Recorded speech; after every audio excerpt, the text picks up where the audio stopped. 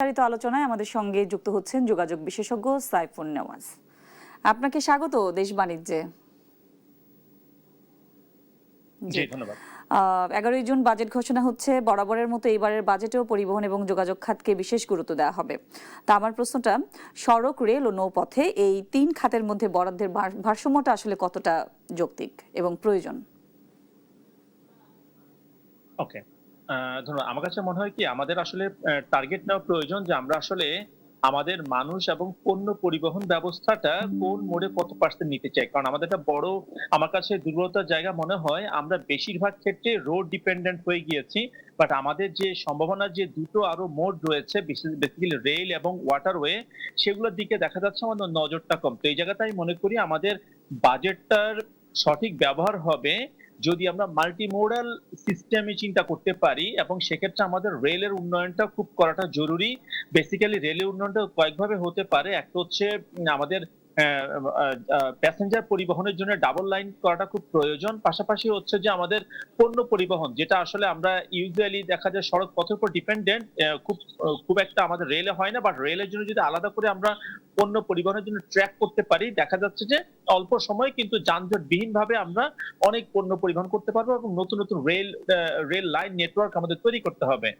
এবং আমাদের আরেকটা অবহেলিত পরিবহনের মোড হচ্ছে আমাদের ওয়াটারওয়ে। আমাদের ওয়াটারওয়ে গুলো যত বেশি ব্রিজ তৈরি করছি আমরা, ওয়াটারওয়ে গুলো মানে নদী পথের সম্ভাবনা আমরা কমিয়ে দিচ্ছি। বাট হওয়াটা উচিত ছিল একটা একটা পরিপূরক। তো সেই জায়গাটায় মনে করি আমাদের কিন্তু ইনল্যান্ড টার্মিনাল গুলো করা, পাশাপাশি হচ্ছে যে আমাদের বেশ কিছু টার্মিনাল ডেভেলপমেন্ট করা প্রয়োজন। চাঁদপুর, তারপর হচ্ছে সদরঘাট, মংলা, খুলনা। তো যাতে কিনা আসলে আমরা প্যাসেঞ্জার পরিবহনটা যাতে ভালো হয়, এবং হচ্ছে যে আমাদের পণ্য পরিবহন গুলো যাতে আমরা নৌপথে করতে পারি। একটু খেয়াল করে দেখবেন প্রতি ঈদে প্রচন্ড চাপ হয় আমাদের টার্মিনাল গুলোতে। দেখা যাচ্ছে প্যাসেঞ্জাররা কিন্তু সেই সুবিধাটা পাচ্ছে না আমাদের নৌ টার্মিনাল গুলোতে। সেই জায়গাতে আমি মনে করি আমাদের বাজেটটা হওয়া উচিত এবং যাত্রী বান্ধব, যাতে কিনা আমরা আসলে আমরা মানুষকে যেমনটা সড়ক পথ দেখি থেকে শিফট করতে পারি রেল বা নৌপথে। আমরা যেমনটা দেখি যে সড়ক পথের জন্য বরাদ্দ থাকে, কিন্তু গণপরিবহনের দিকে যদি আমরা তাকাই, গণপরিবহন ব্যবস্থাপনার যেই মানে ভয়াবহ একটা চিত্র কিন্তু আমরা সবসময় দেখি। গণপরিবহন ব্যবস্থার যে ভারসাম্য আনতে আসলে বাজেটে কি ধরনের পদক্ষেপ থাকা উচিত, যেটা সাধারণ মানুষের জন্য? দেখেন, ডেফিনেটলি গণপরিবহনের জন্য খুবই অল্প পরিমাণের টাকায় কিন্তু বেশ বড় একটা চেঞ্জ আনা সম্ভব। কারণ আমাদের বেসিক্যালি যদি ঢাকার কথা চিন্তা করি, আমরা ঢাকাতে যদি আমরা গণপরিবহনের জন্য আলাদা একটা লেন তৈরি করে যদি আমরা বাস, সরকার নির্ধারিত বা হচ্ছে অল্প সুদে যদি মালিকদেরকে বাস আনার সুবিধা দেওয়া হয়, দেখা যাবে যে আমরা কিন্তু বাসের কোয়ালিটি এবং কোয়ান্টিটি দুটোই বাড়াতে পারবো। এখনকার যে গণপরিবহন রয়েছে সেটা আসলে মানুষ চড়তে চায় না, বাধ্য হয়ে চড়ে। বাট আমাদের ভালো বাস, এসি বাস যদি আমরা দিতে পারি এবং যদি আলাদা একটা লেন তৈরি করতে পারি বাসের জন্য আমাদের এক্সিস্টিং রোডেই, দেখা যাবে যে আমাদের গণপরিবহন ব্যবস্থায় ভালো একটা চেঞ্জ আসবে। এবং আমাদেরকে অবশ্যই এই জায়গাতে চিন্তা করতে হবে বাজেটের বড় একটা অংশ কিভাবে আমরা গণপরিবহন ব্যবস্থা, বেসিক্যালি হচ্ছে যে শুধুমাত্র এটা বাস না, এটার সাথে জড়িত থাকে হচ্ছে আমার স্টেশন গুলা, বাস বে নির্মাণ, রক্ষণাবেক্ষণ খুবই ইম্পর্টেন্ট। আমরা দেখা যাচ্ছে নির্মাণ করি কিন্তু আমাদের যানজটের কথাটা যদি আমরা নিয়ে আসি, বাজেট আমরা ঠিকভাবে রাখি না। জি, ঢাকা শহর এবং জেলা শহরগুলোতে যদি আমরা দেখি যানজটের যে বিষয়টা, এটা আসলে কতটা কমানো সম্ভব এই বাজেট বরাদ্দ থেকে? দেখেন, বাজেটে যদি স্ট্র্যাটেজিক্যালি আমি যদি এটাকে খরচ করি দেখা অনেক সমস্যার সমাধান করা সম্ভব।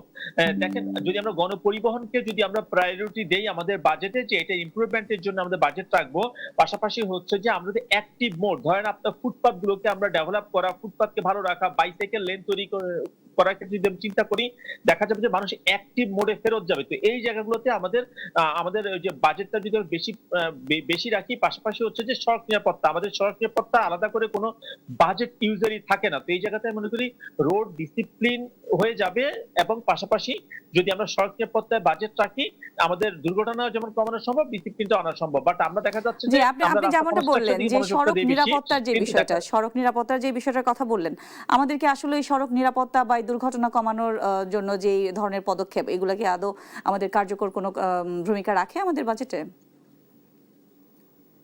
আমাদের অ্যাক্টিভলি রোড সেফটির জন্য আলাদা করে বাজেট নেই। আমি মনে করি অন্তত 10% যেটা জাতীয় সড়ক নিরাপত্তা কাউন্সিলের সুপারিশও দেওয়া আছে যে বাজেটের 10% যদি অন্তত পক্ষে আমরা অন্তত যোগাযোগ খাতে যতটুকু রয়েছে না হলেও মিনিমাম 5% যদি আমরা রোড সেফটির জন্য বরাদ্দ রাখি এক্সক্লুসিভলি, আমরা দেখা যাবে এটা কিন্তু রাস্তার ইন্সপেকশন বা অডিট করা, তারপরে হচ্ছে যে স্কুল জোন সেফটি গুলা নিশ্চিত করা, আমাদের হচ্ছে যে অ্যাওয়ারনেস বিল্ডিং এর কাজে লাগবে এবং ড্রাইভার প্রশিক্ষণ। সো দেখা যাচ্ছে এই বাজেটটা আমরা খরচ করতে পারবো। আদারওয়াইজ দেখা যাবে এখন আলাদা বাজেট না থাকার কারণে রাস্তা কনস্ট্রাকশনের ভিতরেই কিন্তু ওই রোড সেফটি টাকাটা চলে যাচ্ছে। ফলে আলাদা করে এটাকে আর মানে আমরা ইনভেস্টমেন্ট করতে পারছি না, এটাকে আমরা আসলে ইফেক্টিভনেস অ্যানালাইসিসটাও করতে পারছি না। তো এই জায়গাতে মনে করি আমাদের রোড সেফটির জন্য আলাদা করে বাজেট টাকা প্রয়োজন। শুধুমাত্র তাই না, রাস্তা নির্মাণের জন্য না, রাস্তার মেইনটেনেন্সের জন্য আলাদা বাজেট টাকা প্রয়োজন, যেটা ওয়ার্ল্ড ব্যাংকও কিন্তু বলেছে, আমাদেরকে সাজেশন দিয়েছে যাতে মেইনটেনেন্সের বাজেট রাখা হয়। আমরা দেখা যাচ্ছে সারা বছরের কনস্ট্রাকশনের জন্য বাজেট থাকে কিন্তু মেইনটেনেন্সের বাজেটটার জন্য ওয়েট করতে হয়। ফলে রাস্তা কিন্তু অল্প কয়েকদিনই দেখা যাচ্ছে যে সামান্য ত্রুটি মেইনটেনেন্সের অভাবে অনেক বড় ত্রুটিতে পরিণত হয় এবং আমাদের পরবর্তীতে আবার নতুন করে বাজেট দিতে হয়। তো জবাব সেই দিতে জায়গাতে হয়। আমাদের জি, আমি মেইনটেনেন্সের একদম শেষ বাজেটটা প্রশ্ন বাড়ানো করব দরকার, আপনাকে। রোড সেফটিতে আলাদা বাজেট রাখা দরকার। জি, একদম শেষের দিকে চলে আসছি। পরিবহন খাতে সরি। যে দুর্নীতি এবং প্রকল্পের ব্যয় বৃদ্ধির যে একটা টেন্ডেন্সি আছে আমাদের মধ্যে, এইটা থেকে আসলে আমরা কিভাবে বের হতে পারি? হ্যাঁ, আমার কাছে মনে হয় আসলে আমাদের বাজেটে একটা বড় অংশ মিসইউজ হয়ে যায়। কারণ এটার সময় মানে প্রথম কথা হচ্ছে ২ ভাবে হয়। একটা হচ্ছে কনস্ট্রাকশন করার আগে আমরা পরিকল্পনা ঠিকভাবে থাকে না। অ্যালাইনমেন্টটা কিভাবে যাবে এবং সেখানে কি, কি সমস্যা হতে পারে। ১, ২ হচ্ছে যে আমাদের দীর্ঘসূত্রিত একটা ব্যাপার পড়ে যায়। এবং অনেক ক্ষেত্রে দেখা যাচ্ছে যে মানে ৩ বছরের জন্য যেটা যদি আমাদের বাজেট পাস হয় সেটা দেখা যাচ্ছে সময় কনস্ট্রাকশন জড়িত কনস্ট্রাকশন গুলা ঠিকমতো করা যায় না।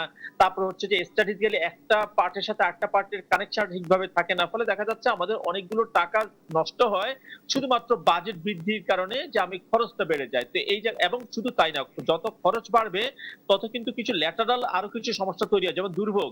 মানুষের দুর্ভোগ তৈরি হয়, যেই জায়গাতে কনস্ট্রাকশন চলছে সেই এলাকার মানুষজনের কষ্ট হয়। সবগুলো কিন্তু আমি টাকায় কনভার্ট করলে কিন্তু একটা লস।